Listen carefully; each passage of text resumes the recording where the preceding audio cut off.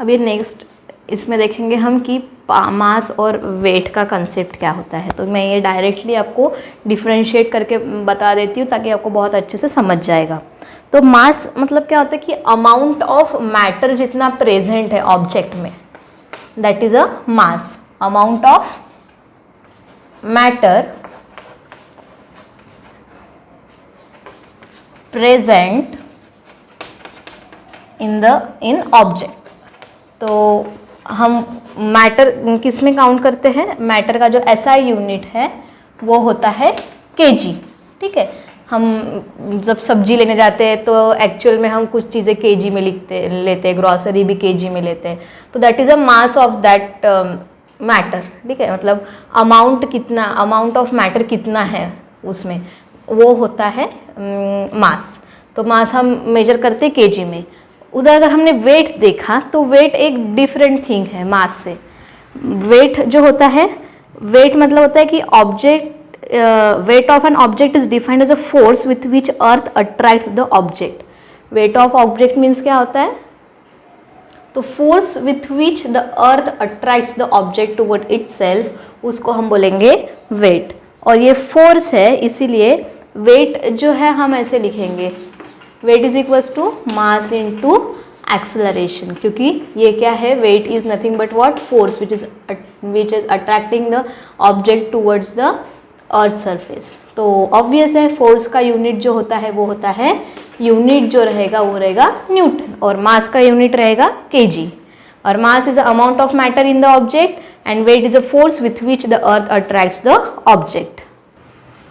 तो वैल्यू जो होती है, मतलब मास की जो वैल्यू होती है वो हर जगह सेम रहेगी। अर्थ पे भी मास उतना ही रहेगा किसी ऑब्जेक्ट का, मून पे जाएंगे तो मास उतना ही रहेगा वो ऑब्जेक्ट का, सैटेलाइट पे में भी जाएंगे तो मास जो है वो ऑब्जेक्ट का उतना ही रहेगा।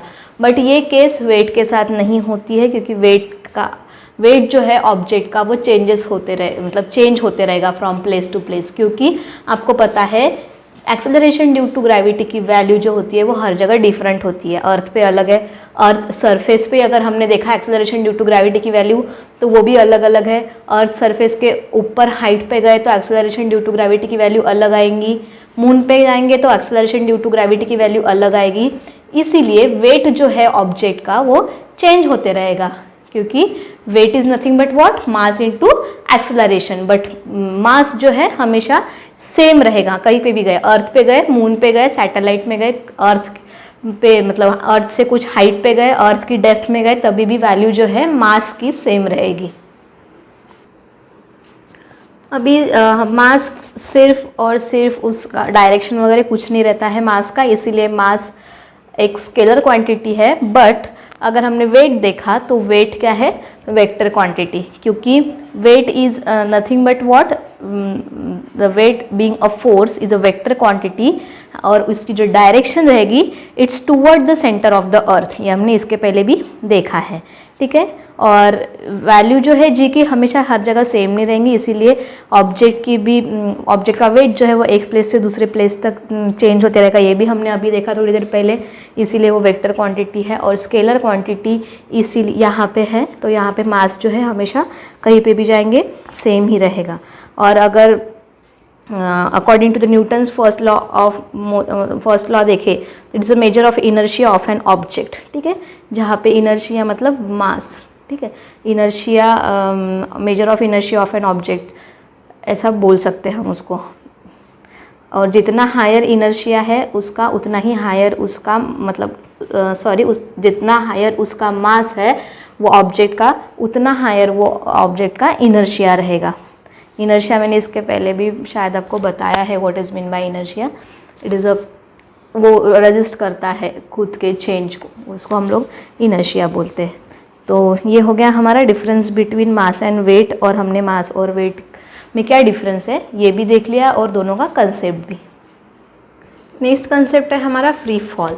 तो आपको पता है कि अर्थ सरफेस अगर है तो वो खुद के तरफ हर एक ऑब्जेक्ट को, उसके ऊपर रखे हुए हर एक ऑब्जेक्ट को खुद के तरफ अट्रैक्ट करता है due to acceleration due to gravity से।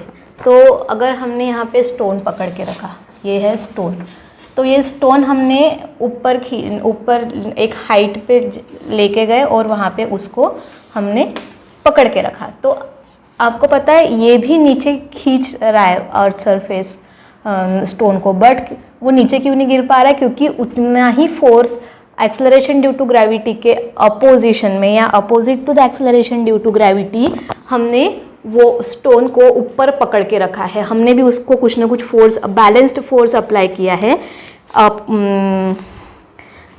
इन the opposite direction of acceleration due to gravity, इसीलिए वो रेस्ट पोजीशन पे। लेकिन जैसे ही अगर हम लोग ये स्टोन छोड़ देते हैं हाथ से तो ये नीचे आके अर्थ सरफेस पे गिर जाएगा due to the acceleration gravitational force of earth उसको ये करेगा, तो वो stone will fall under the down under its influence gravitational force के। तो जब भी ऑब्जेक्ट मूव होता है under the influence of gravitational force, ठीक है, ये जो हमारा ग्रेविटेशनल फोर्स है, ग्रेविटेशनल फोर्स के इन्फ्लुएंस में जब भी कोई ऑब्जेक्ट मूव होता है तो हम उसको बोलते हैं it is said to be a free falling freely. The release stone is in the free fall. हमने छोड़ने के बाद फ्री फॉल में क्या होगा कि इनिशियल वेलोसिटी जो है वो ऑब्जेक्ट की क्या रहती है, इनिशियल वेलोसिटी उसकी 0 रहेगी, ठीक है, और उसकी वेलोसिटी बढ़ते जाएगी due to the acceleration due to gravity on the earth surface. तो फ्री फॉल के वक्त क्या हो रहा है कि फ्रिक्शनल फोर्स जो है air due to the air opposes the motion of object. Frictional force के वजह से जो एयर में है due to the air opposes the motion of object and buoyant force also acts on object and thus true free fall जो है सिर्फ कहाँ पे पॉसिबल है, वो वैक्यूम में। वैक्यूम आपको पता होगा, वैक्यूम में ही हम फ्री फॉल कर सकते हैं। ऐसे तो एयर का भी अपोज होता है, तो एक्चुअल फ्री फॉल नहीं हो रहा है, बट फ्रीली फॉलिंग ऑब्जेक्ट है हमारा स्टोन, वो कोई भी ऑब्जेक्ट रहो ऊपर से फेंका तो वो नीचे आ जाता है और उसकी इनिशियल वेलोसिटी जो है हमेशा 0 रहती है और उसका एक्सेलरेशन जो है आपको पता है जैसे जैसे वेलोसिटी इंक्रीज होती है तो वो इट्स रिजल्ट इन एक्सेलरेशन। तो वो एक्सेलरेशन जो है हमारा वो रहेगा स्मॉल g, मतलब एक्सेलरेशन ड्यू टू ग्रेविटी। तो हम लोग हमारे इक्वेशंस लिख सकते हैं। Velocity is equals to u plus at पहला इक्वेशन है हमारा, तो यहाँ पे फ्री फॉल के लिए लिख रहे हैं हम न्यूटन्स के इक्वेशन। तो u 0 है तो v की वैल्यू और a की वैल्यू g है, तो v की वैल्यू क्या हो जाएंगी in case of free fall, v is equals to gt। उसके बाद s इज इक्वल्स टू आपको पता है ut plus half at square, a भी एक इक्वेशन है न्यूटन का, यहाँ पे भी u की वैल्यू 0 हो जाएंगी और a की वैल्यू g हो जाएंगी। तो हमारा डिस्टेंस कवर्ड अगर हमको निकालना है फ्री फॉल का, वो भी हम इक्वेशन से निकाल सकते हैं। ये 0 हो जाएगा, 0 into t0 half gt square. और हमारा नेक्स्ट इक्वेशन पता है आपको v square equals to v square is equals to u square plus 2as। यहाँ पे भी u की वैल्यू 0 हो जाएंगी, 2g a की जो वैल्यू है हमारी वो g हो जाएंगी और s। तो यहाँ पे भी हम लोग फाइनल वेलोसिटी की वैल्यू निकाल सकते हैं फ्री फॉल में।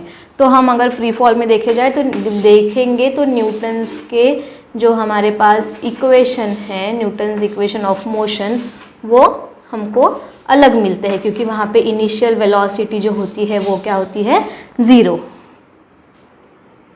अभी ये फ्री फॉल के नीचे ही आपको एक कंसेप्ट है डू यू नो का, उसमें हम देखेंगे कि अगर हमने एक फेदर और एक हेवी स्टोन दोनों एक साथ फेंके तो आपको पता है कि फेदर जो है वो बहुत देर के बाद आता है ग्राउंड पे, वही हेवी स्टोन क्या है बहुत जल्दी आ जाएगा। मतलब वो दोनों का टाइम जो है वो सेम नहीं रहेगा, फेदर और स्टोन का अर्थ सरफेस पे आने का, उनका वो डिफरेंट रहेगा।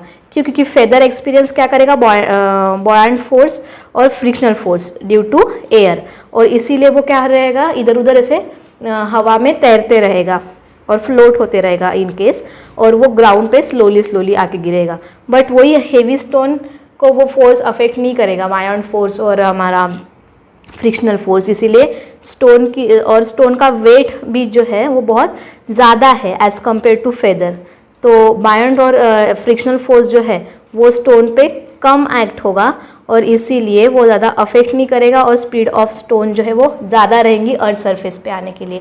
वही अगर हमने एक फेदर लिया तो उसकी स्पीड बहुत कम रहेगी क्योंकि उसके ऊपर बायोट और फ्रिक्शनल फोर्स दोनों भी एक्ट करेंगे।